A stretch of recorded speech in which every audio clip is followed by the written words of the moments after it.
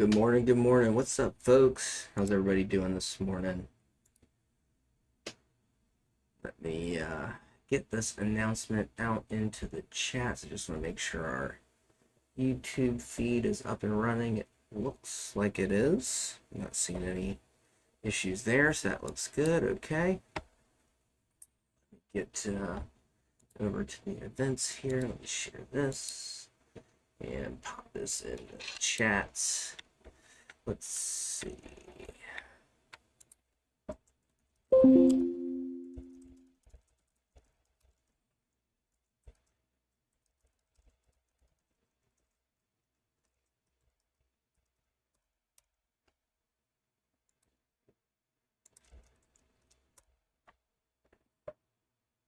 All right, let's get to it. Let me get back over here and start my screen sharing with you guys, and then I think we'll be good to go. What's up, Strife? What's up, Sataru? Navy Plum? What's up, guys? What's up, Strife? Top of the morning to you. What's up, Mario? What's up, Harry? What's up, Hayden? CD? Good to see you guys here. Thank you for joining. Let me get my screen sharing going here. All right. Go live. All right, cool. Good to go there. Let me check one last thing here. And then we'll start talking about some charts. Let me get this over to our futures chart. Clearly, good news this morning on our economic data. That's what I was getting ready to pull up, or at least the initial reaction. Sometimes that can be quickly reversed. So, core inflation, month over month and year over year, both kind of came in line with the consensus year over year, in line with the previous reading. Month over month, slightly higher, but that was expected. And the forecast is slightly over the forecast. Looks to me like overall exactly in line or very small readings slightly higher. So, overall U.S. consumer prices rose by about 0.3%. So, yeah, pretty much in line, but, a slight uptick in inflation numbers there. So, nothing crazy. What's up, Crazy Chicken? Good to see you. Feel that's a funny thing to say first thing in the morning. What's up, Crazy Chicken? What's up, Chris? I see you're in here as well. Good to see you, my friend. All right, so from a futures perspective or from a charting perspective, let's kind of talk about things. We've been talking about these levels. They have shifted as far as the actual specific numbers because of the contract move over to the 2024 contracts here recently. So what was about our 4,600 level is now sitting up about 4,660. We've finally seen that break. We saw some signs of it, Friday, and then, where the market opened over the weekend, and then yesterday really kind of, I think, confirmed it to me that we've, been able to break out over that key range. And I think we've also, let me just double check this, have probably, taken out this big supply zone that was a major issue for quite some time. So we're now in that kind of next area of supply here. Again, might need to see a little bit of fight. 4,700. I think that gets out of the way. We really start to open up things to testing kind of near some all-time high levels. So very nice run that has continued, all with the hopes that the Fed is going to start cutting some rates. We're going to see some rate cuts next year is kind of what everybody believes and is, I think, currently trading on with that belief in mind. So it'll be interesting to see kind of how things continue to play out. And again, with the new CPI reading, it wasn't, I think if it came in below, the expectations or the consensus, I think that would have been just a tremendous bullish surprise. I think anything, shy of that is probably going to be relatively flat, which is essentially, I think, what we're seeing here. Just looking at these couple of 15-minute candles, we're sort of landing right where we were just before that reading came out. So Maybe you could have a look at MBI, big move recently on the daily. Sure, yeah, absolutely. Strife. I'm open to all the suggestions and all the tickers, of course, my friend. All right, so speaking of, let's talk about some of our recent trade plans. We have several to cover since we just had a weekend and we were able to do some member selected tickers over the weekend. So one of those, and it's still kind of a very interesting one to me, is this upstart setup that we're seeing here. Did pull back yesterday while the market overall was kind of grinding higher.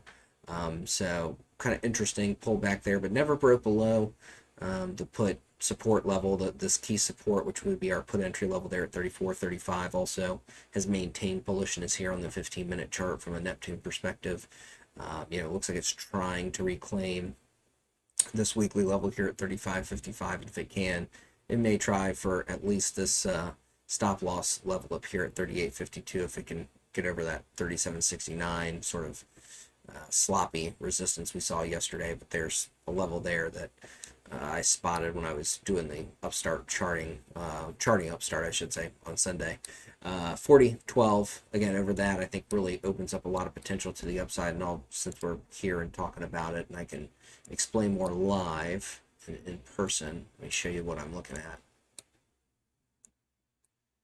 Yeah, so back in this range. So first of all, we have clearly a big gap to fill that's runs from 43.93 up to 51.40. So that's tremendous amount of space to cover in a big upside move, especially for something that's trading around or at least we would be getting in around the $40 range. So that's a huge move from 40 up to 51. I mean, we're talking about close to 30% on the actual underlying assets. So from an option standpoint, could be tremendous. But as you can see, I mean, just looking at an hourly candle, over 40.12, which we have, we've got to go back. I'm not going to get that deep into why I picked 40.12, but overall, that's I think a pretty obvious first price target over that level.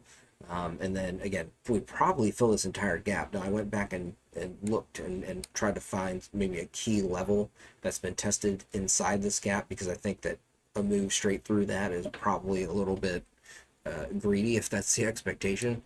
So there is a second price target in the middle there, but I think overall, a gap fill will come. So that's why I said buy some time on those contracts if this call side of this trade plan winds up going into effect. But overall, has held key support, is trying to build back up. And again, if this one can get moving through this 38.52, 40.12 area and over that, I think it could really build up a lot of steam and could push hard. So keep your eye on UPST from the member selected tickers. Please set some alerts on these levels, because we don't know when this is going to play out. But as you can see, I've already got mine set.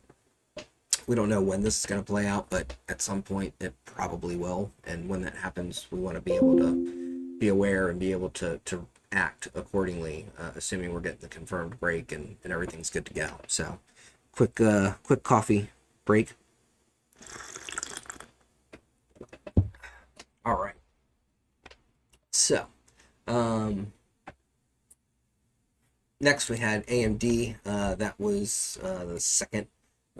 Upstart came in, kind of out of nowhere, had like a ton of votes in the voting polling that we took over the weekend. AMD was a close second though, and again, nice move here. They're, I think, going to continue to push now that they've really started to throw the AI phrase out there, and they've said in no uncertain terms that their focus is on building AI chips at this point and trying to catch up to NVIDIA. They did a great job of catching up to, and I think in some regards eclipsing Intel. So AMD, if anybody can do it, AMD is probably one of the top contenders. Great move yesterday. A little bit of a pullback in the morning, down near our stop loss average down from the weekend plan for calls, but overall broke back to the upside. Took out the first price target. Got kind of close to PT2, but not close enough where I would have said that's a hit. I think that's a little too far off of the target, off the mark there, in my opinion. But overall, holding up. SMA is catching up here this morning, creating a little bit of confluence here around 133.11. If that holds, if you're not already in calls, could be worth taking a shot at jumping into some calls with a target up at 135.47. I would certainly use, we did test this 131.87 level. It's not a key level from the plan, but it did respond well yesterday, and I think you do need to have a smart stop loss if you're trying to get in up here. Also probably have a little bit of a confluence coming up underneath with 333 SMA, probably adding some support. So, you know, again, 133.11 holds, and I'm not saying it will, but if it does, AMD could, again, push for PTs 2 and 3 here, if you do decide to use that as a means of getting in. Again, 131.87 is what I'd be looking at for a stop loss average down. Handle that plan. So put that one on your charts, pay attention to it, could work out. And then last but not least, from the member selected tickers, Tesla. Tesla did give us a break to the downside, has tested one price target to the downside, got near PT2, pulled back testing the 333 SMA here, and ultimately looks like it's really struggling and rejecting. In fact, nice little double up confluence there with the what is that, the 100 and the 333 right inside the sell pressure here on Neptune, pushing it back down near this sort of low a day support, but ultimately looks like it's trying to stretch for PT2. I do have a trend line down here that it could bounce off of, so I don't necessarily assume that if we get below PT2 we're definitely going to get to PT3. So just keep that in mind, make sure you're scaling out, make sure you're moving your stops up to a point where, worst case, you're getting stopped out for profit at this point. I mean, great entry. In fact, really nice back test opportunity just in that 1 15-minute candle there after the close below. Back test right there, move down to PT1. Hell, you could have even reloaded off the 16 WMA there and gotten it again twice in one day yesterday. So keep your eye on that stuff. And then Apple was one of the ones that we did on the live stream Thursday. This one dropped real hard yesterday, but caught support right there at our stop loss average down for the put side of the trade plan. So again, a key support that would flip to resistance if we do end up bouncing and holding off that. So kind of back in the range here. Honestly, does look a little tough for upside until we get over that 193.88. That would at least get us back over the 333 SMA there on the 15 or the 5-minute chart. I mean, yeah, would also clear out a bunch of resistance confluences here on the 15-minute chart as well. So yeah, I like Apple to make a push and a run for current all-time highs and possibly higher, but I would certainly at this point, if I wasn't already in and holding profitable contracts, I wouldn't want to be adding or getting into new positions until we get over that 193.88 level. So continue to keep that one on watch. And then last but not least, Delta. I forget who asked for this one last Thursday, but nice plan. Did play out pretty well. Broke to the upside. Took us swing overnight to get to PT1, but has ultimately kind of just continued to melt up and is now trying to push over PT1 up to PT2 here at 41.02 without really ever seeing any major pullbacks. I mean, some little dips and stuff like that, but overall has looked strong the whole way through since we broke over the call entry level there at 39.81. So congrats if you're still on flight with Delta. All right, so with that out of the way, let's talk about some of these tickers that you guys are putting in the chat for me this morning. MBI, Strife asked about that one. Oracle from Chris G. Any updates on Lyft? Still waiting on data? Well, I can't think of a Lyft trade plan I've done recently, but I'll happy to give you maybe some thoughts or my input on Lyft for sure. All right, so let's start with MBI. Let's take a quick look at this one. I'm not even sure what this is. Finance Specialty Insurance. Kind of low volume. Is this the right MBI, Strife? What do they even do? Holding company, provision of financial goods. That's an insurance company, to simplify it. I've never heard of these guys. A little low volume. Yeah, it would probably be, if you're gonna trade it, it would be something you would go after with here. Ooh, golly. Yeah, that's a big move. Wasn't an earnings move either. I wonder what the catalyst was for that. It's weird, I don't see any news stories popping up. Oh, let's see. Declaring, oh, they've announced a dividend. Interesting. Whoops, we don't need to get to all that. Actually, sorry, I just got curious for a second there. I don't know if they've always paid dividends or if that's something that they've just announced. Let's see. Yeah, it doesn't look like they've paid one historically. So I guess maybe they've just announced their first dividends or something like that, and that's got them moving. It'd be interesting to see what that dividend amount is and what that yield looks like. Earnings have looked good lately. I'm just kind of wondering, like, from a chart, you know, like all-time high perspective, where does this kind of big move to the upside situate these guys? Oh my god. This is an ugly chart. I'm just trying to see if this is something that at this point we could work a good plan out of. Do we know if it's optionable? Strife?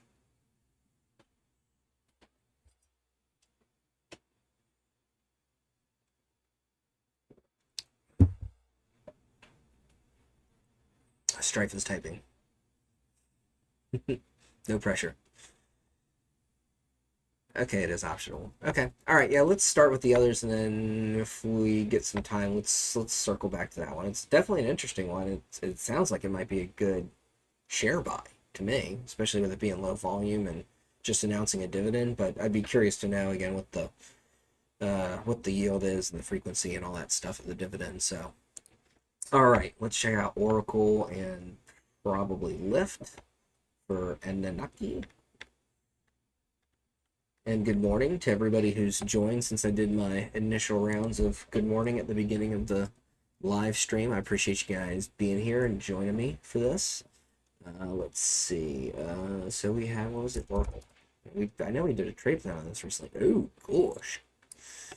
Oracle got swatted on that earnings report right off our call entry level. Oh, gosh. Sorry about that, FBI. It's like SPY is back to flat. Yeah, I was gonna say I'm not expecting that the CPI numbers to be a big mover. So yeah, Oracle. You know, if you, I guess, were willing to take puts going into earnings, knowing that we hadn't really, I don't think, yeah, ever broken above our call entry there at 115.93. It got swatted down below all of our price targets. Looks like it back tested near our PT3 and is now rejecting that. So yeah, I was gonna say we also have FOMC coming out, their economic projections on tomorrow at 2 in the interest rate decision, and Jerome Powell press conference. So yeah, that CPI I don't think was a big enough deal with J Powell, and all the FOMC stuff tomorrow could wind up ultimately being a fairly flat day. But let's take a look at Oracle here. What do we want to do with it from this point forward? One thing, excuse me, I will certainly urge caution with is they did just report earnings yesterday. That's a pretty, I mean, from a percentage standpoint, it's not a huge revenue miss. Earnings were, yeah, that's a pretty mixed bag. I don't know anything about their forward-looking statements or any kind of projections that they've made or forecasts that they've made on the conference call possibly yesterday. But again, be cautious anytime something's just reported earnings. Generally speaking, want to give it a few days. But let's take a look at where this one's sitting. And probably going to need to look at it from a bigger picture perspective, because I think it's now kind of in a range where I have it done a lot of charting. Most of my levels are a little bit higher than this, which is fine. Just means we need to add some.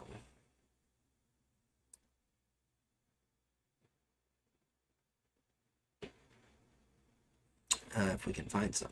That's step one. At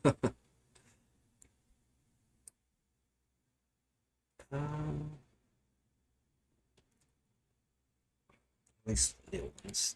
That's probably something there. Although I don't know if we really need to be down this low just yet. Yeah, I don't think so. Alright, I think we're just gonna have to do this with some of the hourly charts, which is fine. There's just not a whole lot of time spent in this range between 95.79 and 188. So, the find some levels here using some smaller time frames.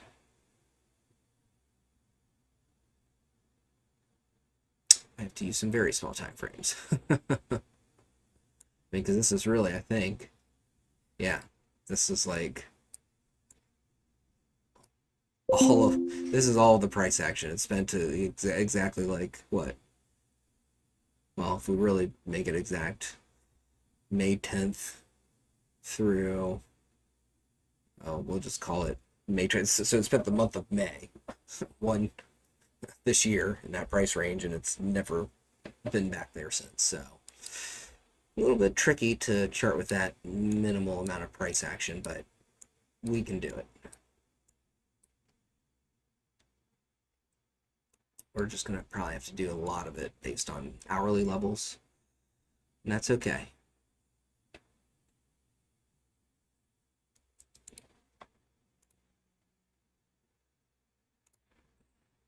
All right. That's close enough on that one. It's probably as good as we're going to get for this little range. Is there another one sitting right in there? Yep. There.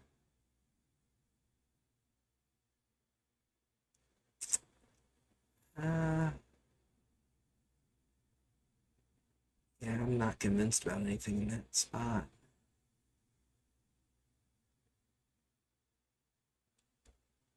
This is interesting but iffy, I'd say, on this level.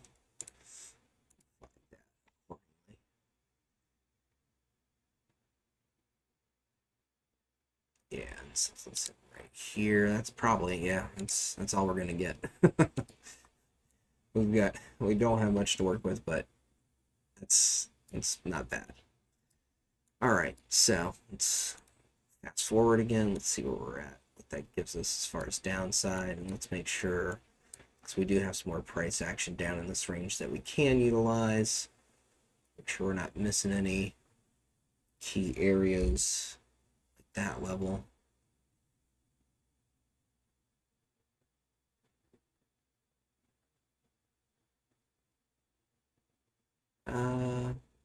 This one's a little lower.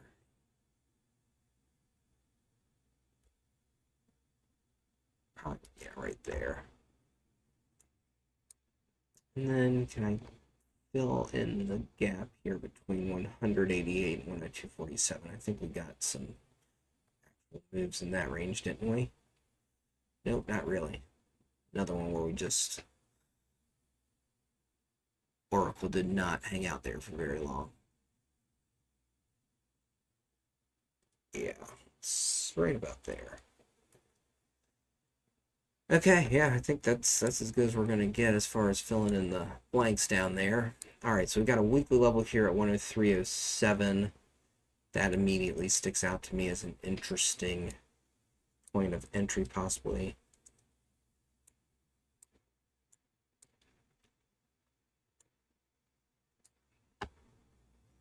Or maybe better as a stop loss level, actually, if we break below 102.47. Yeah, I like that better.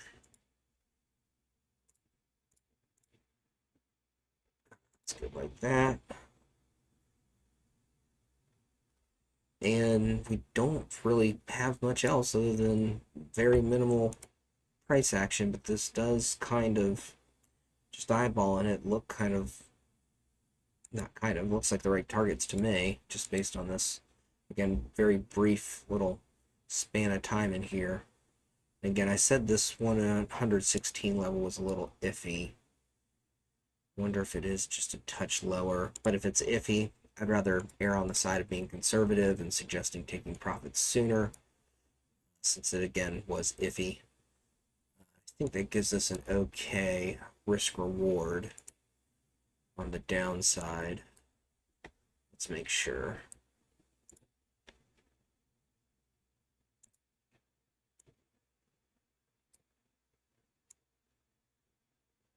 Yeah, it's okay. It's not great, but again, be careful and also be careful. I mean, two things to be very careful about with this downside trade plan. One, it's already had a big move down. You're essentially chasing at this point.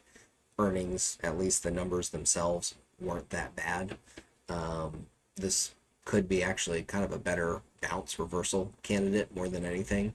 Um, Again, based on very quick information. So don't, I wouldn't bet my life on that, but those numbers weren't that god awful. But I don't know what was said on the conference call. So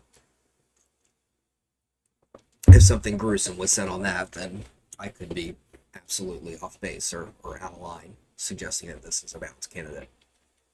So that being said, um, a tight risk reward to the downside. You're kind of chasing to the downside. Did just have earnings yesterday after hours. So again, this is probably a wait and watch candidate. But let's plan it out nonetheless. You can't do anything with it whenever the time does come without a plan. So then my question becomes, I think we probably have some gaps that we need to fill in here, because again, most of my experience charting Oracle was at sort of higher price points.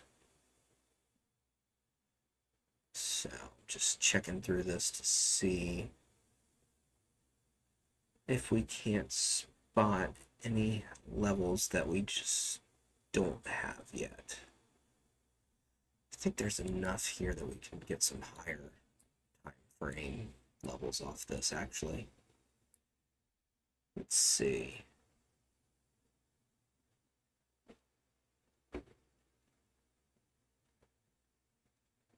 Yeah.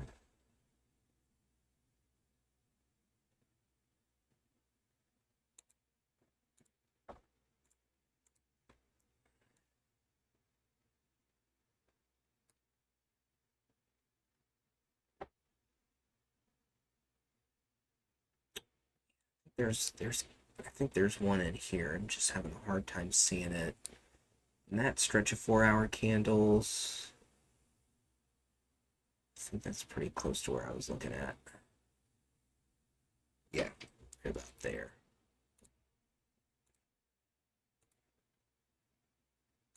This one's also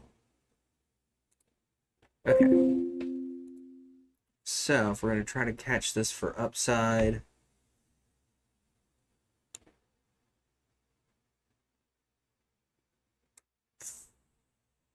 for me, I'd want to be over. Let's check our smaller time frame. Let's even go 15-minute.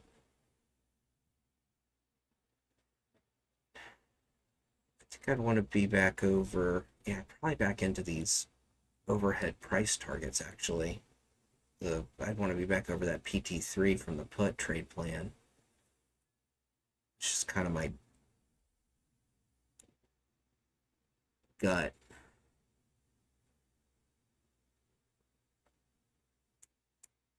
So I think over that,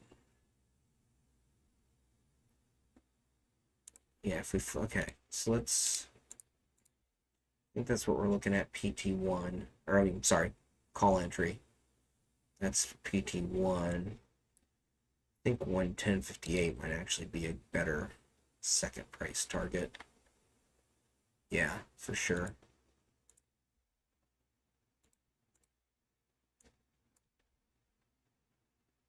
And then I think we're shooting for this 111.86.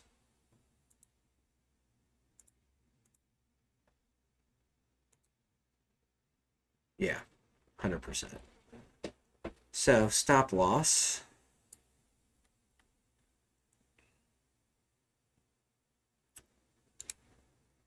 Yeah, this is that level I was looking at back here too, 106.41.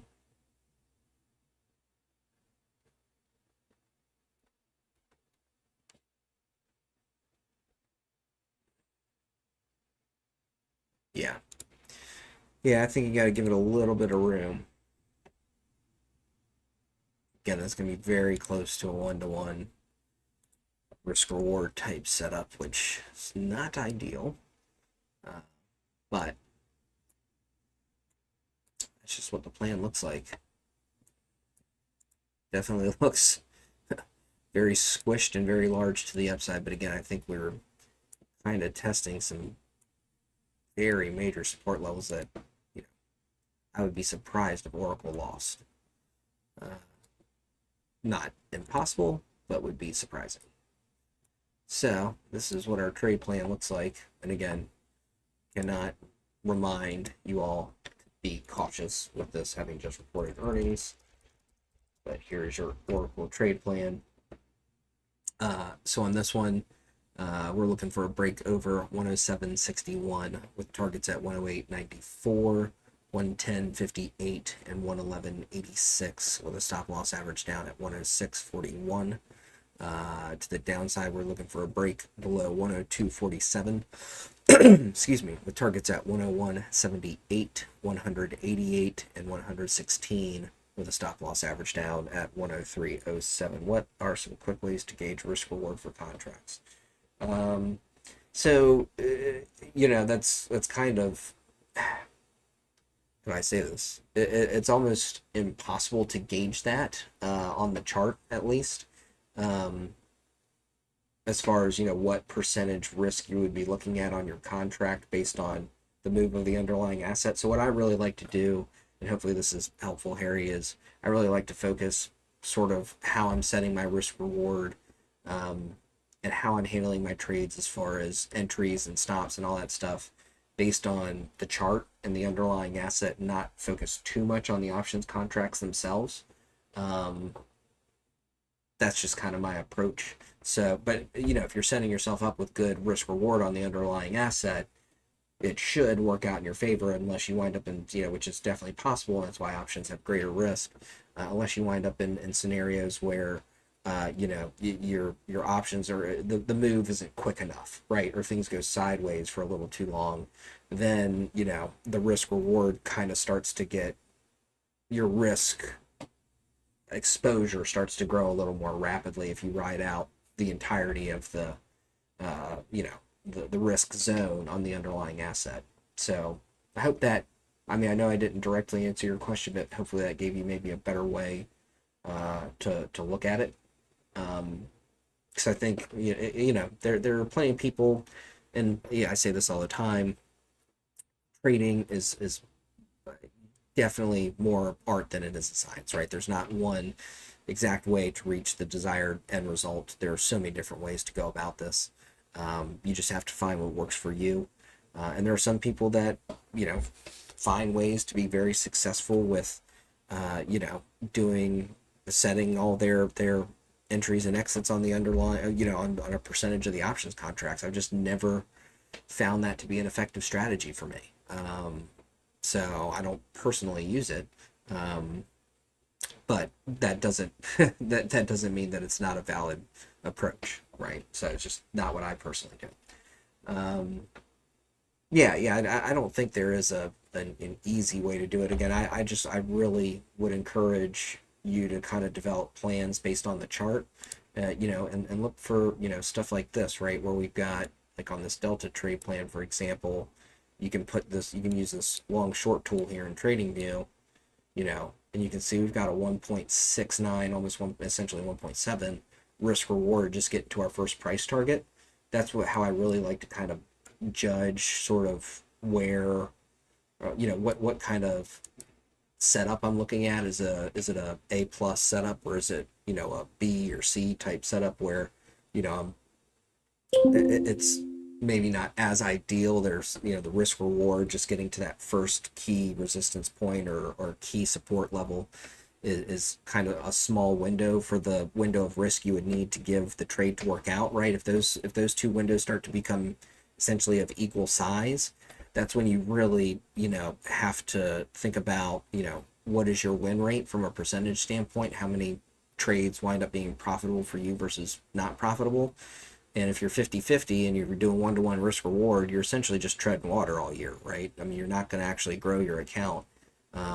You know, whereas if you're focusing more on, you know, taking 1.5 reward type trades, and you're, you know, again, you're executing the plan according to how you've planned it out. So in other words, your wins are bigger and your losses are smaller. You know, well, then if you're a 50-50 trader, you come out profitable at the end of the year, right? So, yeah, that's why I think risk reward is so important, because if you really focus on high quality setups and things that are more, you know, 2-to-1, and again, that has to be based on the chart. You can't force it to be a 2-to-1 setup because you really want to get into that trade. That's, I think, you know, the thing that a lot of people have the hardest time with in trading is getting their bias out of the way. And so, you know, so anyway, I would just recommend focusing on, you know, if the chart tells you, you know, based on your technical analysis and your indicators and all that stuff lines up and says it says the same thing across the board, that, you know, if you get in at this level, you've got room before PT1, that based on, you know, versus where you would need to give, you know, what room you would need to give the trade to work out, because you have to give them room to work out. Perfect entries are not, you know, should never be an expectation. Then, you know, you look at your risk reward zone there, and, you know, if you're looking at 2-to-1s, well, you could be below a 50% trader and be profitable. You could be wrong a lot more than you're right, but when you're right, you're making a lot more money than, you know, you're losing on your losses. So anyway, sorry, kind of sidetracked onto that a little bit, but hopefully that was, you know, helpful, and kind of explains why I focus on the underlying asset, and why I try to focus on things that to PT1 are at least a 1.5 or higher risk reward. I mean, I've got a better than 50% win rate, but I still want my risk reward to be right. I mean, that's how I got to where I'm at. So anyway, hope that's helpful. All right, so we had one more request, and that was Lyft, I think. Somebody asked me, yeah, any updates on Lyft? Still waiting on data. Yeah, so I'm not sure what data you're referring to. I did drop that Oracle trade plan in the chart, right? Or in the chat. Yep, okay, cool. So let's do Lyft real quick before we wrap things up today for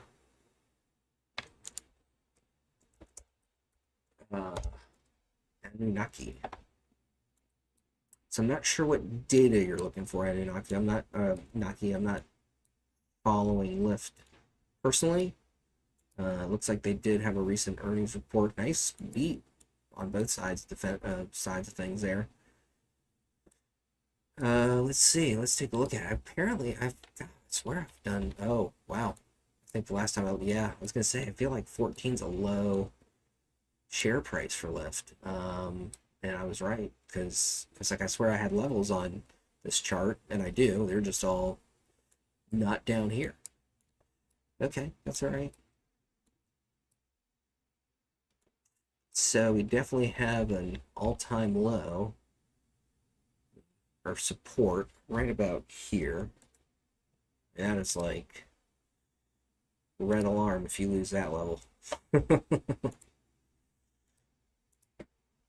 All right. What else do we have here on this weekly chart, though? Can I do this really quickly? I think I can.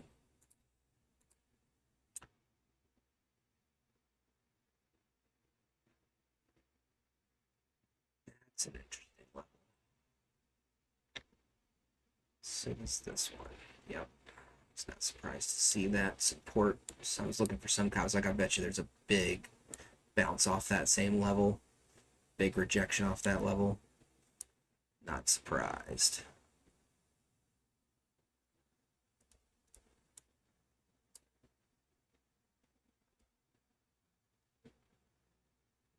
Yeah,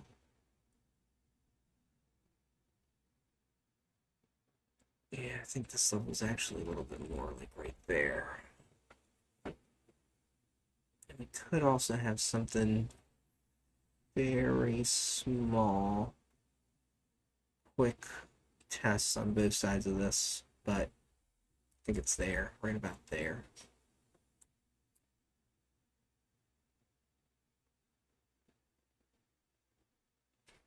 Yeah, and one more right here. All right, I think that does it for the weekly levels. If I had to guess, let's take a look at daily chart. So we're getting ready to test this weekly level. That was an earnings drop, so that's filled in right there. So we're getting ready to test this 1462 level. How much room is available over 1462? I think is my big question. My first question.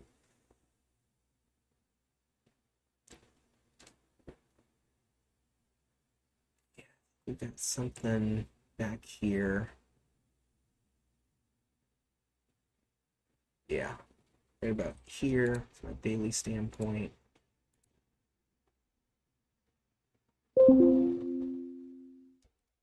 There.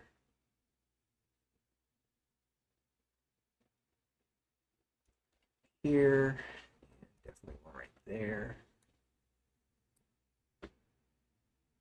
So let's start figuring out these levels underneath us, like here.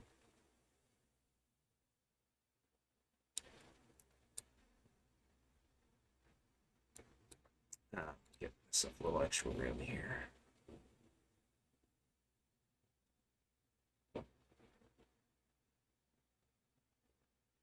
Yeah, it's right about there.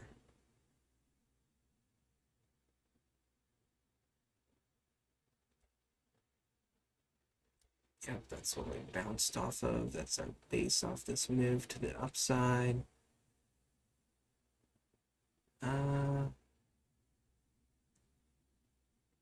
it's a little higher right about there.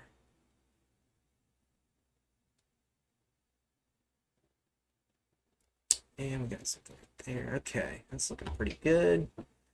Let's see if we can't finish this up with just some 4-hour levels. Let's see what's in here.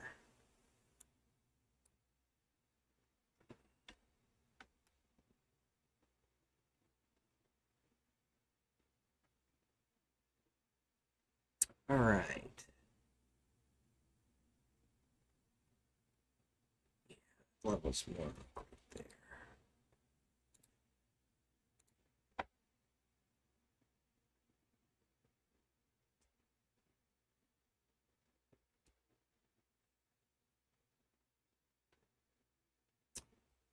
Yep, right there.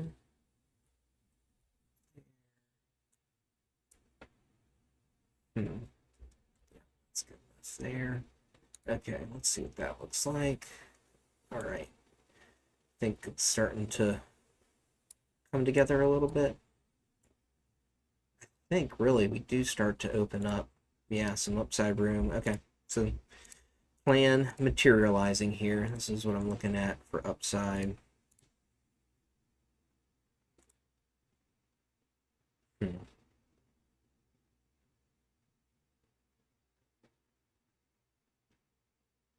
Yeah. Yeah, I'm gonna stick with that. And then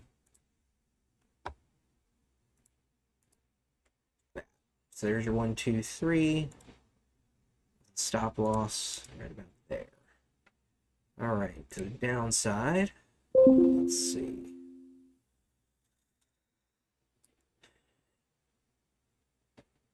Interesting rejection there. I don't know if that.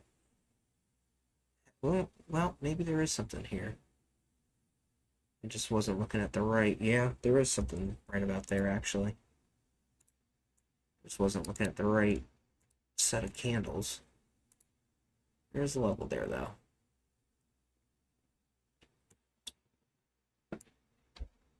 So the question becomes, though, if we use that as a potential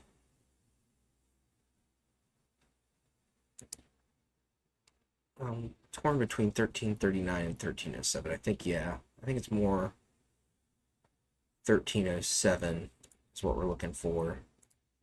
The break to open up downside.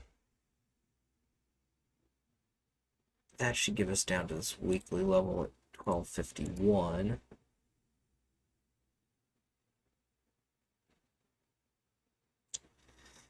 Question is 1356 or 1339 stop loss.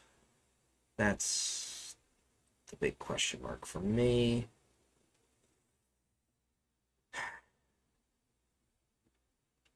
I think it is. It's a little tight, but I think it's at 1339.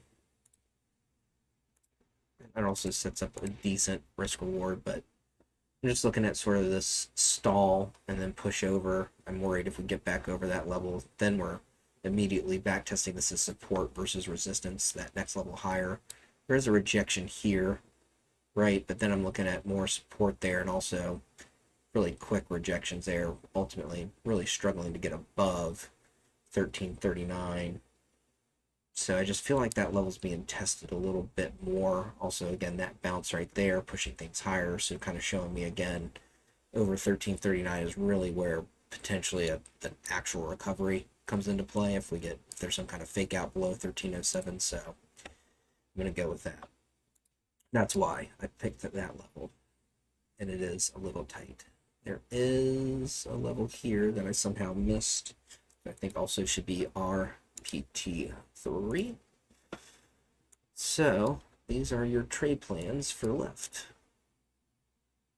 Sorry, it took me a second to knock those levels out, and probably went a little quiet in the process, but I was trying to go fast because I do need to get to the SPY plan here in the next couple minutes. All right, here's what we're looking at. Before I go too far, check my indicators. Make sure everything kind of adds up, nothing changes my mind. Yeah. See any issues there. All right, so here is your Lyft trade plan. I'm going to talk through this real quick.